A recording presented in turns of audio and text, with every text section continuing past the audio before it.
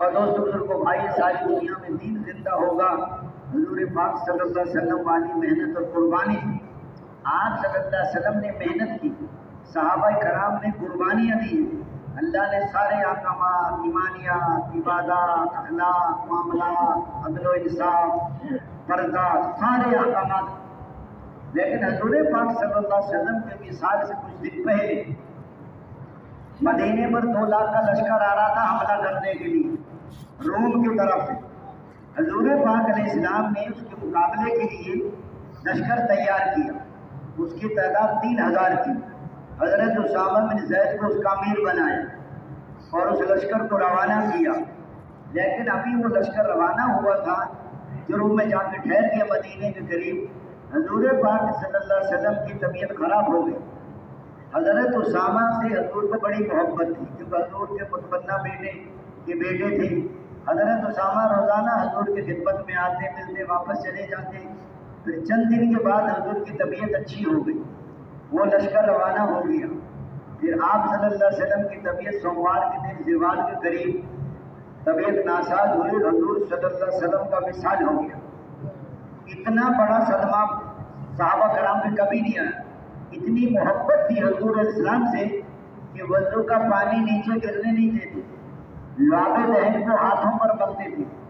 یا رسول اللہ، بیوی بچوں کو چھوڑنا آسان، گھر کاروبار چھوڑنا آسان، مدینہ منورہ چھوڑنا آسان، مکہ مکرمہ چھوڑنا آسان۔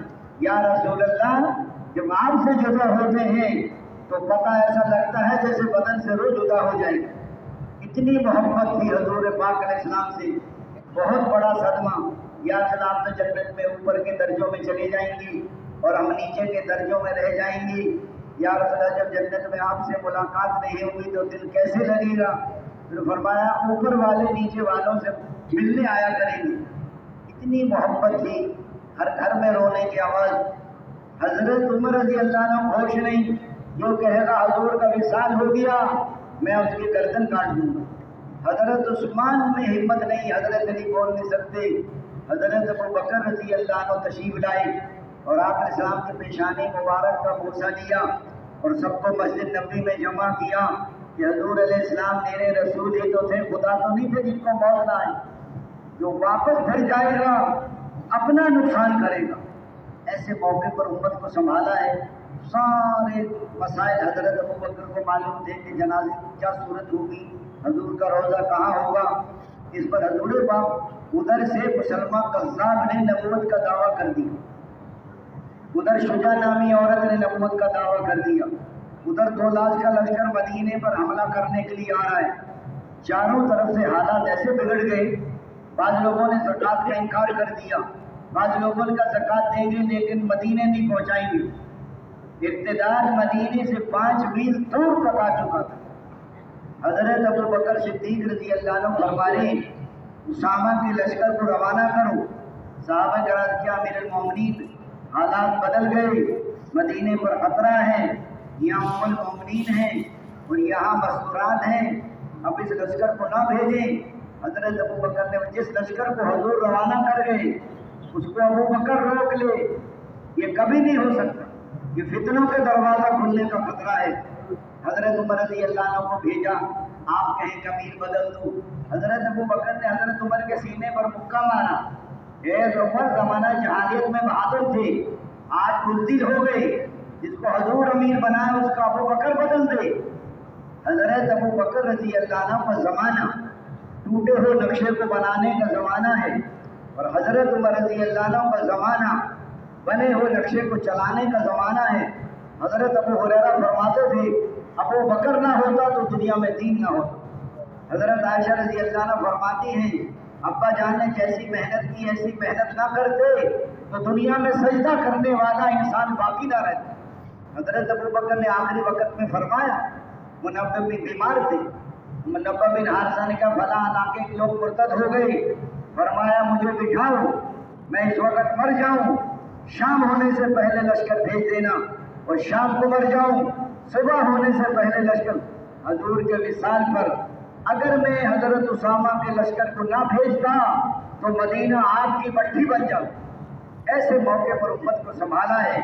حضرت ابو بکر صدیق رضی اللہ عنہ ایک نشر دین، ایک نقص دین، ایک اشاعت دین، ایک حفاظت دین، مسلمانوں کی زندگی میں دین ہے اور غیروں کو لانا ہے اسلام میں تو باری باری جا سکتے ہیں، اور اگر مسلمانوں کی زندگی سے دین نکل جائے جیسے حضور کے وصال پر نکلا، ایسے موقع پر 100% کو نکالنا ہے۔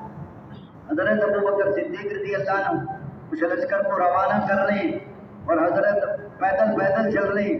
حضرت اسامہ ایسے تیزی سے لشکر کو لے کے چلے اور ایسے راستے بدل کر چلے۔ وہ جو 2 لاکھ کا لشکر آ رہا تھا، انہوں نے 5 جاسوس بھیجے، جا کو دیکھو مسلمانوں کے کتنے لشکر، اللہ کی غیبی مدد، ایک لشکر ان کو 5 جگہ نظر آیا۔ ان کا 5 لشکر تو مدینے سے باہر ہیں، پتہ نہیں مدینے میں کتنے، وہ مدینے میں چڑیا کا بچہ بھی نہیں تھا۔ ان کو ادھر روانہ کیا اور باقی جو 4-5 قریب بچے، حضرت ابو بکر امیر بن کے بستی میں پہنچے، ان سے لڑائی کی، انہوں نے توبہ کی اور اس کے بعد ظہر کہیں اور پڑی، عصر کہیں اور پڑی، مغرب کہیں اور پڑی، عشاء 3 دن کے اندر سارے علاقے میں ہوا پھیل گئی۔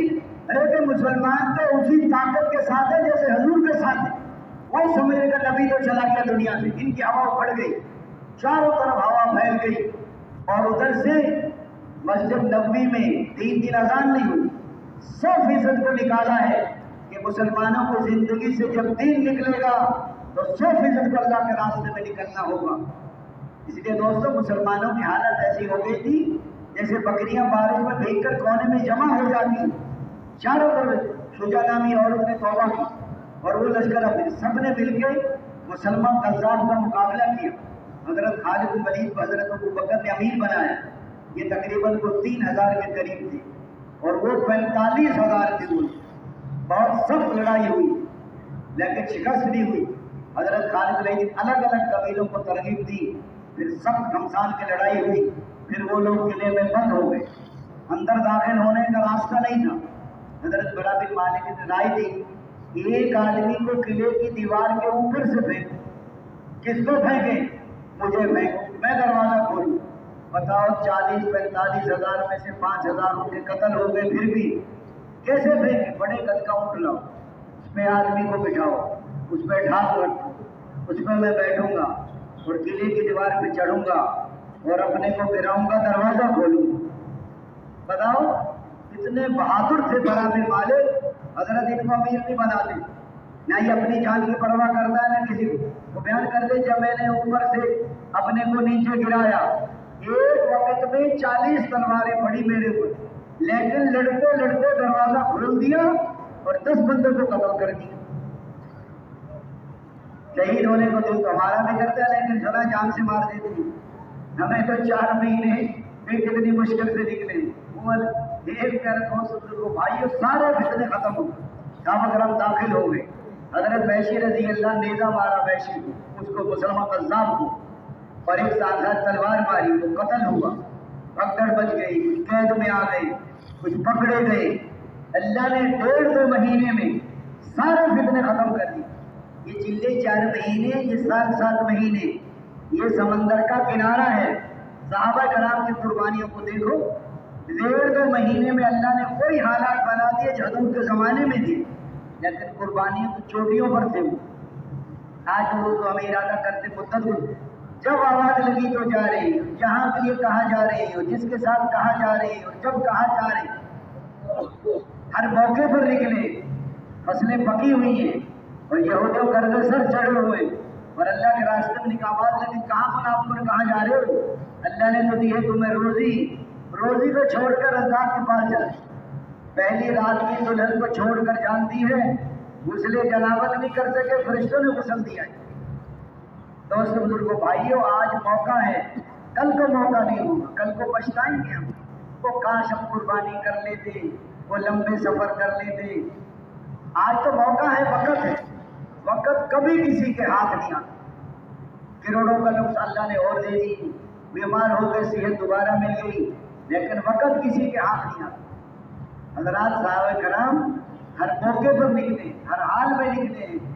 مدینے جیسا شہر نہیں اور جمعے جیسا دن نہیں حضور جیسا امام نہیں اور نماز جیسا عمل نہیں. حضرت عبداللہ بن روا ان چیزوں کے پیچھے ٹھہرے تھے جو جمع پڑے.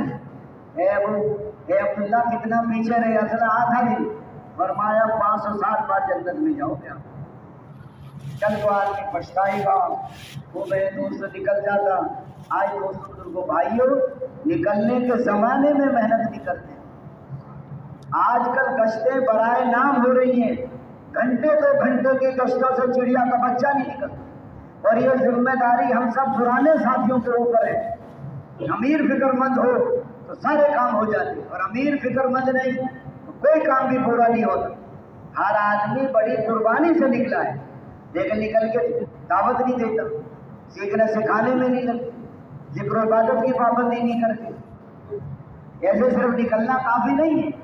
حضرات صحابہ کرام رضی اللہ عنہ اجمعین کے ذریعے سے تو ساری دنیا میں دین پھیلا ہے.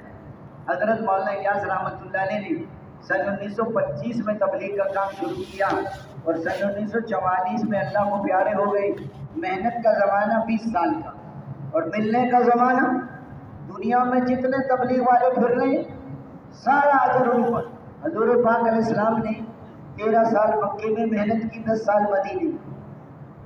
اس زمانے سے لے کے آج تک صحابہ کرام, تبع تابعین, محدثین, علماء کرام, اولیاء کرام دنیا میں جتنی خیریں پھیل دی سب کو حضور کو برابر کا ملے.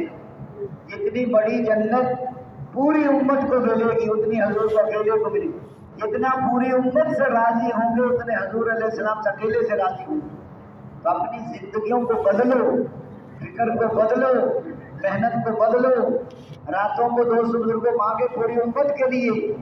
آج دوستوں جماعتوں میں آرام زیادہ ہو رہا ہے, کام کم ہو رہا ہے. کتنی قربانی سے نکلتا ہے آدمی, لیکن محنت نہیں, پھرنا پھرانا نہیں, تھکنا تھکانا نہیں. پہلے زمانے میں جماعتیں محنت کرتی تھی اور پھر لوگوں کو فکر پیدا ہوتی. ہر آدمی کو فکر ہو کہ میں نے دوستوں اپنے اوپر محنت کرنی ہے, ساتھیوں پر محنت کرنی ہے اور اللہ کے راستے میں نکلنا ہے, پھرنا ہے. یہ تبلیغ کا کام مسجد میں بیٹھنے کا کام نہیں ہے, یاد رکھنا. یہ باہر پھرنے کا کام ہے. حضور پاک علیہ السلام صبح نکلتے تھے, دوپہر ہو جاتے, کوئی تھکے دے رہا ہے, کوئی برا بھلا کہہ رہا ہے, کوئی کانٹے بچھا رہا ہے, کوئی اوجھڑی ڈال رہا ہے, کوئی گلا دبا رہا ہے. یعنی کوئی حضور پاک علیہ السلام مکے کے بازار میں دعوت دے رہی اور یہ ابو لہب پیچھے سے پتھر برسا رہا ہے, پنڈلی مبارک سے خون نکل رہا ہے. لوگوں یہ جھوٹا, اس کی بات نہ مانو. بتاؤ طائف والوں نے حضور سے کیا سلوک کیا؟ آج سوچے تو صحیح. اس لیے جب آدمی صحیح وقت لگے گا تو اللہ کے ہاں سے قبولیت ہو جائے گی اور موت تک کام کرے گا. اور نکلنے کے زمانے میں اگر سستی کی اور صحیح محنت نہ کی پھر اللہ کی طرف سے قبولیت نہیں ہوتی. ہاں آپ نوکر ٹھہرا دیں, ایک ہفتہ دیکھتے ہیں کیسا کام کرتا ہے, صحیح کام نہ کرے 1 ہفتے میں فارغ کر دیتے. معاملہ راون والوں کے ساتھ نہیں, معاملہ اللہ کے ساتھ ہے. اللہ کو دینا ہے, اللہ سے لینا ہے. ہمارے ساتھی تھے یہاں فوت ہو گئے. میں نے ان سے کہا وہ 1 مہینہ یہاں رہتے تھے, 1 مہینہ گھر جاتے. میں نے ان سے کہا شاہ محمد, میں کیا آپ 3 تاریخ کو یہاں سے گئے تھے, گھر کب پہنچے تھے؟ کہ 13 تاریخ کو پہنچ گیا تو 10 دن راستے میں کام کرتا. میں کہ واپس کب چلے؟ 13, 14, 15, 16, 17 کو واپس چل پڑا, 2 تاریخ کو پھر آپ. یعنی گھر میں 4 دن رہے. بڑے محنتی آدمی تھی. ایک جگہ گئے 20 علماء لے کر آئے, سال کی 100 بندے چلے 4 مہینے. جو دوستوں میرے کو بھائیوں ماچس کی تیلی پہرے اپنا سر جلاتی ہے پر جنگل جلاتی ہے. ہم قربانی کریں گے تو لوگ قربانی بنائیں گے, کل کو پچھتائیں گے. 4 مہینے ایسے ہیں جیسے 4 گھنٹے. 4 گھنٹے میں کسی کو داخل کر دیا خزانے میں سے, جتنا مال نکالنا نکالو, ہیرے وہ جا کے سو گیا پلنگ پر. 4 گھنٹے کے بعد چوکیدار نے ٹھوکر مار کے اٹھا کے باہر نکلو. کتنا پچھتائے گا؟ کل کو ہم پچھتائیں گے تبلیغ میں نکلے اور نکل کر بھی کچھ نہ سیکھے. پہلے شیطان نکلنے نہیں دیتا, بڑی مشکلوں سے نکل کر آیا. آسانی زمانے میں گھر, کاروبار, بچے, نکل جائے تو دعوت نہیں دینے دیتا, سیکھنے نہیں دیتا. اس لیے فرمایا بائبل میں بھی ایک دوسرے کو بڑی سے بڑی قربانی اختیار کرے اور نکلنے کے زمانے میں بھی محنت کرے. اور ہر جگہ سے جب تک 5-7 گھنٹے جماعت نہیں پھری کبھی جماعت نہیں نکال سکتے. اور جو واپس آ رہے ہیں اپنی مسجدوں کو آباد کریں گے انشاءاللہ. کون قربانی کے اندر کھڑے ہو کے دکھائیں ذرا. تشکیل والوں کو بلائیں تو کام لمبا ہو جائے گا. اپنی تشکیل خود کرو کہ میں نے آج تک جو سستی کی آئندہ سستی نہیں کریں گی.